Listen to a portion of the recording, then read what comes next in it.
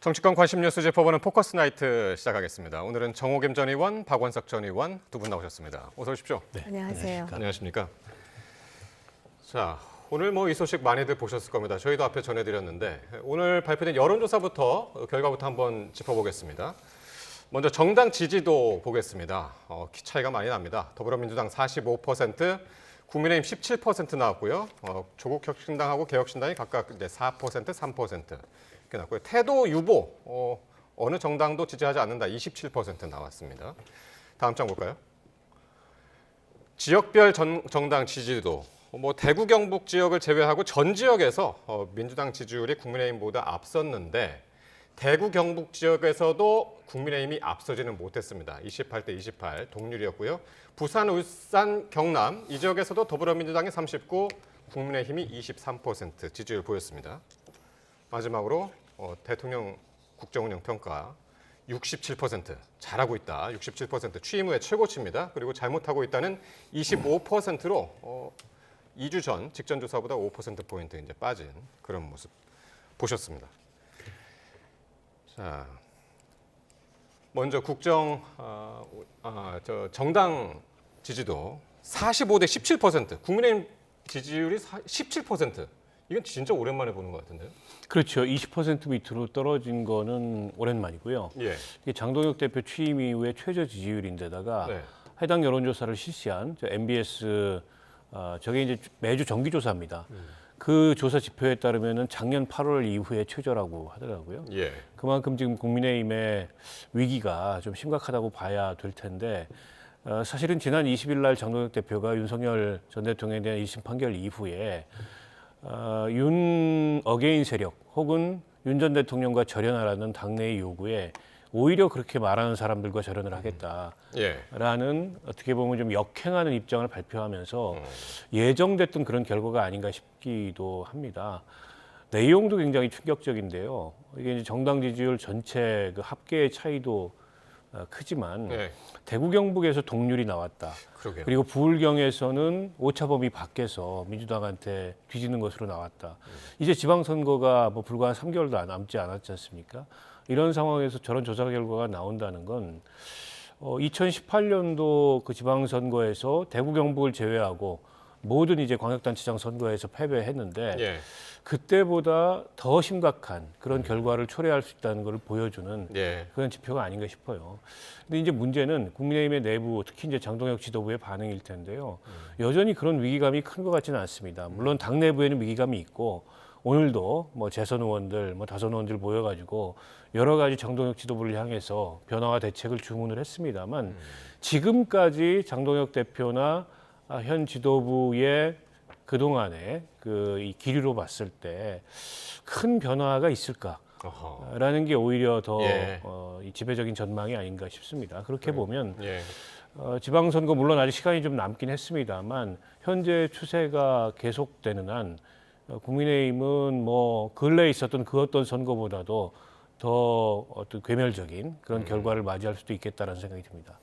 그러니까 어떻게 보면은 진짜 국민의힘 지지하시는 분들한테는 정말 충격적인 수치가 아닐 수 없습니다. 17%. 그리고 지역별로도 지금 짚어주셨습니다만은 전국적으로 국민의힘이 이기는 데가 한 군데도 없습니다. 네. 근데 그동안 박원석 의원님도 그렇고 저도 그렇고 이 자리에서 계속 경고음을 냈던 것으로 기억하거든요. 네. 그런데 귀뚱으로도 안 듣고 있다가 저런 상황이 오니까 지금 상당히 위기감을 갖고 있는 것 같은데요. 제가 궁금해서 지금 찾아봤습니다. 2024년 12월 3일에 계엄 선포를 했잖아요. 그리고 12월 13일에 갤럽에서 여론조사를 했거든요. 그때 민주당이 40%, 국민의힘이 24%예요. 계엄 직후에도. 그러니까 지금 국민들이 무엇을 괘씸해하느냐면 그런 일을 겪고도 반성하지 않고 윤석열 전 대통령 1심 선고에 대해서도 오히려 저륜은커녕 절윤하는 세력과 절연한다라고 장 대표가 큰 소리 치지 않았습니까? 이런 것 때문에 지금 싸늘한 민심의 반응을 보고 있고요. 국민의힘보다도요. 태도 유보가 여론이 더 높아요. 예. 국민의힘이 17%인데 지금 저 그래프를 보면은 태도 유보가 27%라고 예. 하시지 않았습니까? 예전에는 좀 비슷비슷했는데 저것도 차이가 많이 납니다. 이제. 그렇습니다. 그래서 이거는 엄중 경고, 이거는 옐로우 카드도 아니고요. 거의 지금 빨간 카드를 지금 제시했다. 예. 그렇게 봐야 되겠죠. 예. 이제 이재명 대통령 지지율도 67% 기록한 것도 이제 상당히 큰 수치인데 이제 직전에 이제 63%였는데 4% 포인트가 이제 증가를 했고 잘못하고 있다. 이것도 이제 5% 포인트가 떨어져 가지고 이것도 이제 뭐 지지율이 많이 높아졌습니다. 그 최근에 대통령이 SNS를 통해서 네. 이제 부동산 다주택자들을 향해서 굉장히 강도 높은 그런 어떤 정책적 메시지를 내놓고 있고 또 연일 지금 이 코스피 이 화랑이 네. 이어지고 있고 이게 6,000포인트, 5,000포인트를 공약했었는데 주가 지수가 6,000포인트를 넘는 이제 그런 상황까지 그러게요. 있다 보니까 여러 가지로 대통령 국정 운영에 대해서 좀 긍정적인 평가를 할 수 있는 요인들이 늘어난 게 아닌가 싶습니다. 그리고 여당 내부에 뭐 조국혁신당과의 합당에 관해서 여러 가지 갈등과 논란이 있었는데 대체로 정리되는 국면으로 가고 있는 것 같아요. 그런 것도 대통령 지지율에 좀 긍정적인 영향을 미치지 않았을까 싶고 무엇보다 큰 게 반사이익이죠. 저렇게 야당이 지리멸렬하다 보니까 야당의 메시지나 야당의 이 대통령이나 정부 운영에 대한 견제는 거의 들리거나 보이지 않고 예. 대통령의 국정 운영이 집중적으로 부각이 되다 보니까 아무래도 이제 저런 결과가 나오는 게 아닌가 싶고요. 문제는 이 추세가 바뀔 건가? 저는 이 추세가 바뀔 것 같지 않습니다. 예. 오히려 지금 이재명 대통령이나 여당 같은 경우에는 여러 가지 이제 자신감 속에서 더 과감한 정책들을 취할 가능성이 높고 또 선거를 앞두고 기존의 전통적 지지층을 넘어서 기존의 민주당의 전통적 지지층이 아닌 중도 캐스팅 보트층이나 혹은 합리적 보수층까지 이 지지 연합을 확장하겠다 이런 공세적인 전략을 구사할 가능성이 높은데 반해서 예. 국민의힘은 그야말로 핵심 강성 지지층 중심으로 굉장히 축소지향적인 당 운영을 하고 있거든요. 그렇다면은 이 추세는 바뀌지 않을 뿐더러 예. 더 격차가 커질 가능성마저 있다 예. 이렇게 전망이 됩니다. 이 대통령의 지지율이 사상 최고치를 기록을 했고 더불어민주당하고 국민의힘 수치는 점점 더 벌어지는데 이 추세가 바뀔 것 같지 않다. 그렇게 보셨습니다. 글쎄요, 바뀌죠. 한국 정치는 생물과 같아서 대통령 임기가 5년이기 때문에 우리가 앞으로 어떤 일이 벌어질지에 대해서 예단해서 단정하기는 좀 쉽지 않다고 보고요. 그리고 저도 비슷한 생각인 것이 사실 코스피 5천을 공약했을 때 믿기지 않았었는데요. 지금 6천을 넘었지 않습니까? 그러다 보니까 사실 국제적인 상황이 많이 뒷받침이 됐죠. 반도체라든지 AI라든지 또 우리나라의 삼성전자 또 SK 그리고 현대자동차가 상당히 지금 잘 하고 있는데 여기에다가 사실 정부가 이제 또 그 주식과 관련한 그런 법 제도를 또 정비하지 않았습니까? 그러다 보니까 이제 국민들 인식에는 공약을 실천하는구나라는 그런 생각을 하는 것 같고요. 그 다음에 이제 중도 보수를 외치지 않았습니까? 그러면서 보수를 통합한다 그러는데 제가 볼 때 통합이 아니라 이건 정벌이에요. 예를 든다면은 기획예산처 장관을 지명할 때 보면은 만약에 통합이라면 그래도 야당과 이렇게 그 대화를 하면서 그런 사람을 이렇게 추천받아서 하는 그러한 형식을 취해도 됐는데 갑자기 그 사람을 지명해서 결과적으로는 장관이 되지 못했지만 책임은 오히려 대통령은 책임으로부터 자유로워지는 예. 그래서 그런 중도 보수라는 그러한 어떤 그 캐치프레이즈가 소위 그 전에 이재명 대통령을 지지하지 않던 사람들이 지금도 민주당은 좋아하지 않지만 이재명 대통령에 대해서는 인정하는 그래서 지금 뉴 이재명이라고 한다 그러는 거 아니에요? 예. 그다음에 정치적으로 굉장히 영리한 방책을 쓴다라고 저는 개인적으로 생각하는 것이 우리나라 사람들이 어느 지점에서 배가 아픈지를 정확하게 아는 것 같아요.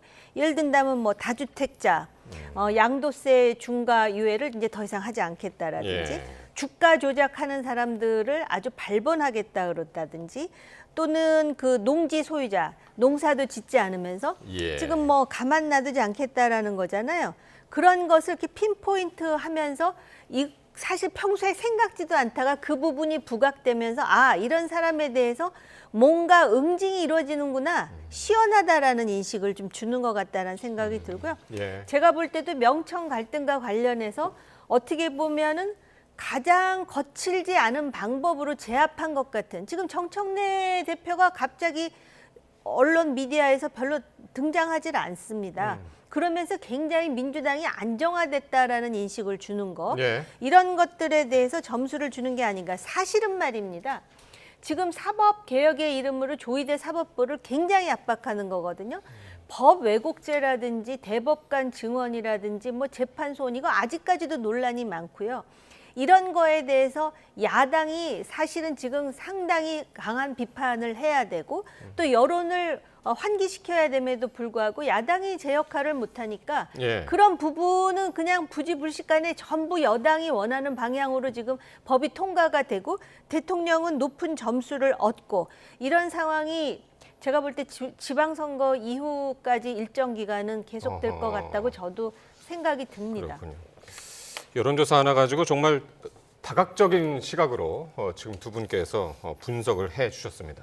자, 그러면 지지율 17% 국민의힘, 오늘 어떤 일이 있었나 하면 4선 이상 중진 의원 17명이 장동혁 대표를 만났습니다. 만나서 이대로는 지방선거를 못 치른다라는 우려를 전달을 했는데, 지방선거 100일도 안 남았고 약간 말씀하신 대로 상당히 위기감을 느끼고 있는 것 같은데, 왜냐하면 그동안 입을 꾹 다물고 있었거든요.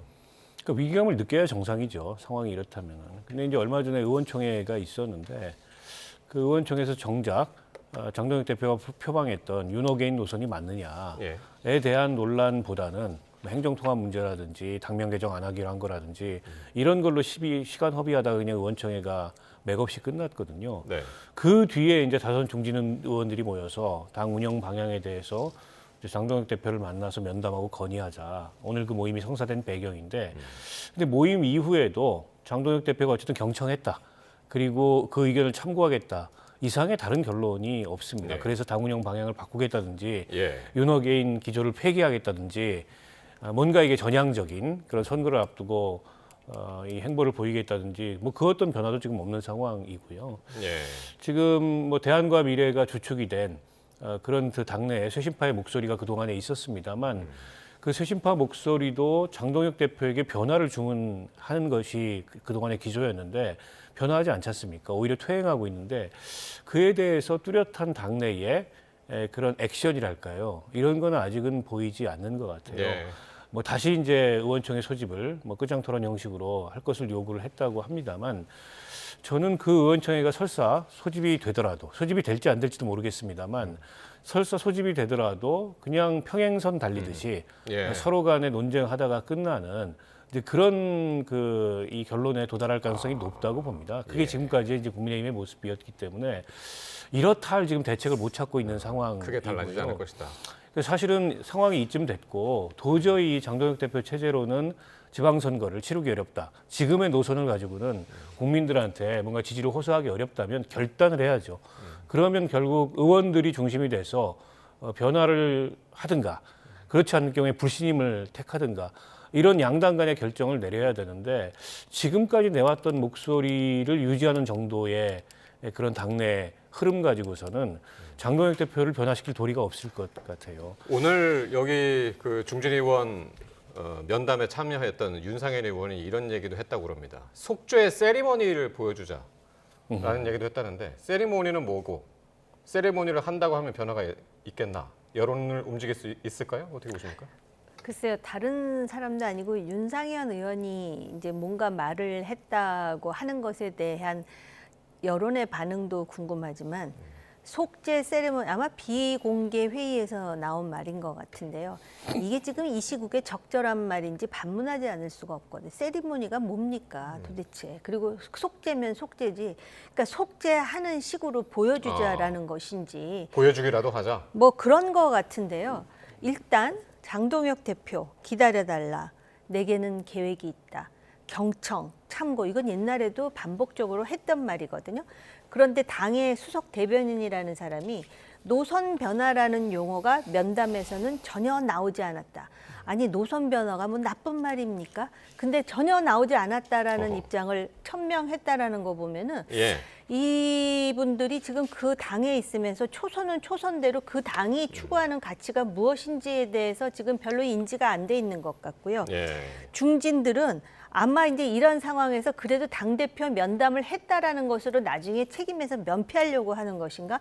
적어도 이 정도 위기 상황이라면은요. 지금 그래서 한 가지 결론을 내린 게 최고위 중진 의원들 무슨 연석회의인지 뭔지를 계속 한다는 건지 앞으로 하자는 건지 지금 말씀하셨듯이 90 며칠 남았는데 회의하다가 지방선거 끝날지도 모르는 상황이 있는데요. 예. 제가 볼 때는 노선 변화를 하라고 요구를 해야죠. 아니면 나가든지 아니면 네. 세 번째로 그거를 소위 그 시스템 상으로 중진 의원들이 하지 못할 것 같으면 당신 그러면 지방선거의 목표치가 얼마냐 목표치 제시하고 그 제시한 만큼 못하면 예. 당신이 내려가겠다라는 거를 그냥 각서만 받아도 안 되는 당이에요, 이 당은. 네. 공증을 받아야 될 상황이거든요, 지금. 예. 이렇게 해서 뭔가 결의에 찬 모습을 보여줘야지 지금 대답을 유보한 17% 중에 보수 정당을 지지하는 사람이 그래도 예. 고개라도 돌리지 않겠습니까? 지금 예. 이게 뭐 하는 거예요? 중진은 참. 그래도 거기서 오랫동안 국회의원 활동을 했을 텐데 지금 상황을 제가 볼 때 몰라서 그러는 것 같지는 않고요. 면피하다가 뭔가 상황이 바뀌면은 그때서 편승하리라 속으로 이렇게 생각하는 건가? 네. 긍정적으로 보이진 않습니다. 정말 그 어느 때보다도 이제 두 분이 이 국민의힘을 향해서 정말 답답한 심정을 오늘 정말 드러내시는 것 같은데요. 오늘 한동훈 전 대표는 대구를 이틀째 지금 방문을 했습니다. 붉은 옷을 입고 이제 등장을 했는데, 자, 그 당내에서는 이 한 전 대표를 향해서 백의 종군하라라는 공개 요구도 나왔습니다. 한동훈 전 대표 발언까지 차례로 한번 들어보시겠습니다. 내가 한동훈이라면 조용히 내가 백의종군하겠다. 어려운 지역을 내가 찾아가서 본인을 지지하는 지지자들한테 국민의힘 후보를 많이 당선시켜야 이 나라를 지켜낼 수 있다. 우리 불만 많지만 이 선거는 우리가 승리하자. 이런 자세로 나서주면 선거 지형이 바뀔 수 있다고 생각합니다. 그래 되면 우리 한동훈 대표님도 다음에 또 기회가 생긴다고 생각합니다. 반드시. 국민의힘은 민주당을 이길 전략을 짜야 한동훈을 이길 전략을 짜면 안 됩니다. 따라오신 의원분들을 보고 이제 윤리위에 징계 청구한다라는 이야기도 나오고. 민주주의 정당입니까? 그게 기본의 문제 아닙니까? 우리는 민주주의 정당입니다. 예, 경북 경주가 지역구죠. 김석기 의원이 이 현재 상황에 대해서 책임이 있다면서 한 전 대표가 백의종을 해야 된다. 그렇게 요구를 하면서 그렇게 한다면은 선거 지형이 바뀔 수 있다라고 이야기를 했는데요. 글쎄요, 뭐 그다지 이치에 맞는 말씀은 아닌 것 같아요. 네. 그러니까 이미 한동훈 전 대표는 어떤 지위도 없고 또 당원도 아니지 않습니까? 그렇게 이제 이미 백의종군 상태에 있는 사람에게 또 다른 네. 백의종군을 요구한다는 건 일종의 적반하장 논리라고 생각을 하고요. 그렇게 지금 당에서 억지스러운 징계, 제명을 당하는 동안에 그럼 저분들은 어떤 목소리를 냈는지 저는 김석기 의원 같은 중진들이 어떤 목소리를 냈다는 얘기를 들어본 적이 없거든요. 한 전 대표가 오늘 그 얘기를 했습니다. 윤석열 전 대통령 보수를 망칠 때 뭘 했냐? 그때부터 지금까지 도대체 어떤 희생을 했나? 그리고 앞으로 어떤 희생을 할 것인가? 이 얘기 그대로 하셨습니다. 지금. 아니 뭐 희생까지는 아니더라도 네. 시시비비에 대해서도 저분들이 어떤 목소리를 냈는지 모르겠어요. 그리고 오늘 저 소개는 안 됐습니다만 예. 결국 한동훈 전 대표가 탄핵에 앞장섰기 때문에 탄핵이 이루어지고 그리고 정권을 잃고 거기에 대한 책임이 오늘날 있다. 이렇게 이재명 정권에 무도한 이런 어떤 통치가 이루어지고 있는 거 아니냐. 그 얘기는 듣기에 따라서는 윤석열 전 대통령이 일으켰던 계엄이나 내란을 옹호하는 그런 입장으로 보여요. 그러니까 저분도 이제 TK 지역의 의원이신데 저런 인식을 국민의힘의 다선 중진들이 갖고 있기 때문에 장동혁 대표 체제 하에서 아무런 변화가 일어나지 않는 겁니다. 오히려 저런 분들은 거기에 동조하고 있다고 볼 수밖에 없는 예. 그런 얘기라고 생각하고 아니 본인들이 그렇게 탄핵에 앞장섰다는 이유로 그리고 계엄에 반대했다는 이유로 징계를 해가지고 제명을 시킨 거 아닙니까? 근데 그 제명된 사람한테 이제는 선고를 도우라 그러는 거는 조금 예. 해도 너무한 논리 아닌가요? 그 제3자 보기도 이런데 당사자가 보기에 얼마나 기가 막히겠습니까? 예. 그래서 이제 내일까지 대구에 있는 네. 거잖아요. 특히 이제 네. 서문시장을 방문하는데 만약에 여기에 지금 의원도 국민의힘 의원들이 따라간다면 징계하겠다. 이제 원외 당협위원장들은 지금 이렇게 벼르고 있거든요. 네, 그러니까 그 징계를 할 수 있느냐고 또 지금 그 지도부 내부에서도 이제 그런 그쵸. 회의론을 또 피력하는 김재원 의원 전 의원 같은 사람도 예. 있는 것 같은데요. 그 제가 조금 이상한 게 이게 원외 당협위원장들이 그랬다는 거 아니에요. 네. 대구를 따라가면은 징계하겠다 그랬다는 징계를 거잖아요. 하겠다. 근데 원내 당협위원장이면은 그 지역에 지금 배지가 없다는 거예요. 의원이 없어서 원외 당협위원장으로 지금 풍찬 노숙하듯이 활동하고 있는 거거든요. 그럼 자기 지역구 사정도 굉장히 바쁠 것 같은데요. 대구에는 제가 알기로는 원외 당협위원장은 없잖아요. 근데 그 대구에 가서 하는데 어떤 의원이 소위 이제 과거에 한동훈 전 대표와 활동을 같이 해가지고 좀 다닌다는 이유로 그렇게까지 그 말을 한다라는 것이 과연 자기네들의 자발적인 의사인지 아니면 당으로부터 무슨 지침이 내려온 건지 지금 지방선거 90 며칠 놔두고 예. 국회의원도 배출하지 못할 지역구라면 굉장히 어려운 지역이고 진짜 하루 24시간을 5시간으로 써도 모자랄 그런 지역인데 대구에서 이런 일이 있는 거에 대해서 일일이 개입하면서 이렇게 말한다라는 게 좀 앞뒤가 안 맞는다라는 생각에 더해서 아마 이분들은 수도권에 있는 당협위원장 아니면 호남 쪽 당협위원장이 아닐까 싶거든요. 그리고 한동훈 전 대표가 무슨 민주당에 있거나 북한에서 내려온 사람도 아닌데 이렇게까지 무슨 그 해당 행위를 한다는데 제가 볼 때는 해당 행위가 아니고 해장 행위라고 생각을 하는 것 같아요. 해장이요? 장동혁. 그러니까 그 당을 해롭게 하는 게 아니라 지금 그렇게 생각하는 예. 게 아닌가 싶은 생각이 들고요. 단지 한동훈 전 대표가 지금 김석기 의원의 제가 봐도 말이 안 되는 이런 주장에 대해서 기자가 질문을 하면 일일이 답하잖아요. 근데 내일이 이제 클라이막스겠지만 한동훈 전 대표는 자신이 이번에 보궐선거에 나가겠지만 적어도 대구 시민들에게는 그 대구 시민을 향해서 이 대구가 보수의 원류라는 자긍심을 가지고 있는 사람들입니다. 그렇다면은 이 보수의 재건을 위해서 나는 무엇을 하고 무슨 희생을 하겠다라는 메시지가 우선되어야 되는 게 아닌가 그런 생각을 합니다. 예. 하여튼 한동훈 전 대표의 대구행은 지금 뭐 그 재보궐선거 등판을 염두에 둔 움직임이다. 뭐 대체로 이런 시각이죠. 이렇게 이제 보고 있는데 어쨌든 내일 서문시장에서 또 어떤 메시지를 낼지 눈여겨 보기로 하고요. 민주당 상황 잠깐 보겠습니다. 민주당 오늘 그 이른바 공치모가 기존 조직하고 합쳐져서 이제 민주당이 공식 조직화했죠. 근데 이런 과정에서 또 당내 계파 싸움 뭐 이런 것들이 비추어졌습니다만은 이런 가운데 이재명 대통령이 오늘 SNS에 아까 잠깐 얘기 나왔습니다. 이른바 뉴 이재명 현상을 조명한 칼럼을 공유를 했습니다. 뉴 이재명이 자신의 신규 지지층을 통칭하는 의미, 원래 이제 그랬다는 거죠. 원래 그랬는데 집권 여당의 개파 정치의 용어로 변질된 걸 지적하는 칼럼이 있었는데 이걸 공유를 했습니다. 근데 아무 얘기 않고 이제 공유만 했는데 이거 왜 공유했을까요? 글쎄요, 저는 뭐 그 칼럼의 그 취지 내용에 동의한다는 의미가 아닐까 싶은데요. 이게 이제 지난 대선 이후에 확장된 지지자 연합을 가리켜서 뉴 이재명이라는 그런 이제 호칭이 붙였는데 이게 지금 최근에 있었던 조국혁신당과의 합당이나 또 당내 여러 가지 계파 간의 갈등 과정에서 권력 투쟁적인 용어로 좀 퇴행하고 있는 거 아니냐. 앞으로 민주당이 어떤 선택을 하느냐에 따라서 그게 확장된 지지자 연합으로 갈 거냐 아니면은 퇴행적인 권력 투쟁의 용어가 될 거냐 이 갈림길에 서 있다 뭐 이런 취지였습니다. 저도 읽어봤는데 예. 아마 그 칼럼에 공감한다는 취지에서 대통령이 그걸 포스팅을 한 게 아닌가 싶고요. 그러니까 지금 중도 실용을 내세우고 있지 않습니까? 형 정부가. 그리고 지난 대선 때부터 일관되게 그런 정책 방향을 강조해 왔는데 그리로 가야 된다.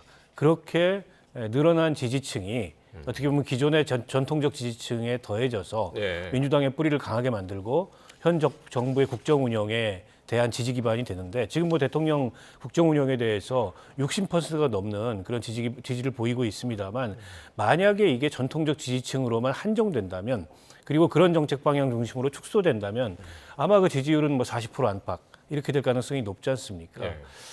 때문에 대통령은 지금의 정책 방향을 유지하겠다. 그럼으로써 지금보다 더 확장된 그런 지지 연합을 구축하겠다. 예. 그 가운데 류이재명이라는 그런 이제 범주가 예. 생겨나는 건 당연하고 이걸 내부에서 무슨 적대시하거나 올드 뉴를 대립시키거나 그럴 문제가 아니다라는 의사를 표명한 게 아닌가 싶습니다. 예. 그러니까 뉴 이재명 이거 이제 많이 보셨을 텐데 이게 조국 대표가 요 얘기를 이제 자신의 SNS에다 올리면서 더 이제 알려지기 시작했었는데 조국 혁신당하고 민주당 합당 과정에서 친청계하고 정면 충돌하는 모습, 그러니까 반대를 했었죠 합당에. 그래서 이제 그런 모습으로 비치기도 했는데 이 대통령이 최근에 이런 접근법에 상당히 좀 신경을 쓰는 것 같아요. 어제도 이제 당청의 갈등은 없다. 네. 한번 또 이제 강조를 했고요. 네. 일단 당청 갈등이 아니라 명청 갈등이었죠. 네. 명청 갈등에서 대통령을 중심으로 해서 한 세력이 소위 그 대표를 중심으로 한 세력을 지금 제압한 듯한 그런 모습을 보이고 있잖아요. 정리가 된 것 같은. 근데 보통 이렇게 이제 다른 나라의 경우에 다른 나라에도 다 이렇게 좌도 있고 우도 있거든요. 그런데 이 사람들이 갈등을 하고 논쟁을 할 때는 정책을 가지고 해요. 정책을 가지고. 그래서 왼쪽에 있는 사람들이 그동안 자기네들이 지향했던 정책을 때로는 내려놓고 오른쪽에 있는 정책이 국민의 소위 국리민복을 위해서 더 이것이 바람직하다면 그걸 받아들이거든요. 그러면서 지지를 확대한 예가 있었어요.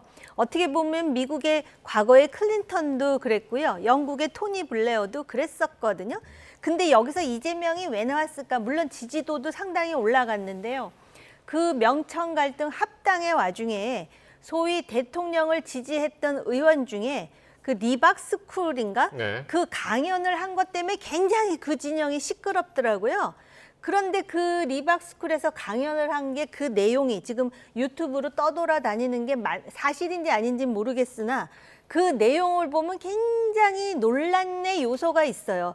그거를 보는 과거의 그 극우 강경파들도 마음이 그렇게 편안하지는 않을 것 같고요. 예. 그리고 지금 그 민주당의 그 진영들 나름대로 자기네들이 갖고 있는 때로는 교조적인 듯 보이는 그런 어떤 이념 시스템을 가지고 있는 그 사람들이 볼 때는 훨씬 더 불편할 것 같거든요. 근데 사실 이번 합당과 관련한 이런 치열한 권력 투쟁에서 그러한 그 인사들의 역할이 이건 뭐 제 개인 생각이지만 상당히 컸던 것 같아요. 상당히 컸고 그 와중에 그 사람이 공격을 받으니까 또 그 사람을 비호하려는 일련의 움직임도 보이고 네. 자세히 보면은 그렇게 보이더라 이 말씀이에요. 그러다 보니까 예. 어쨌든 제압은 했는데 그런 사람뿐만 아니라 지금 대통령을 지지하는 여론의 비율이 상당히 높아지니까 그냥 민주당은 싫었는데 대통령이 좀 하는 것 같아, 일을 하는 것 같아, 사람까지도 몽땅 포괄해가지고 뉴 이재명 하면서 이것이 계파 정치의 용어로 변질된 걸 지적하는 그 컬럼이 대통령으로서는 아까 의원님 말씀하셨듯이 꽤 마음에 들고 자기 생각도 그렇다라는 거를 그렇게 SNS에 올리면서 네. 메시지를 시그널을 보내는 거겠죠. 예, 이재명 대통령의 SNS 정치는 오늘도 계속됐습니다. 자, 오늘 두 분 말씀 여기까지 듣겠습니다. 지금까지 정호김, 박원석 전직 의원 두 분과 말씀 나눴습니다. 고맙습니다.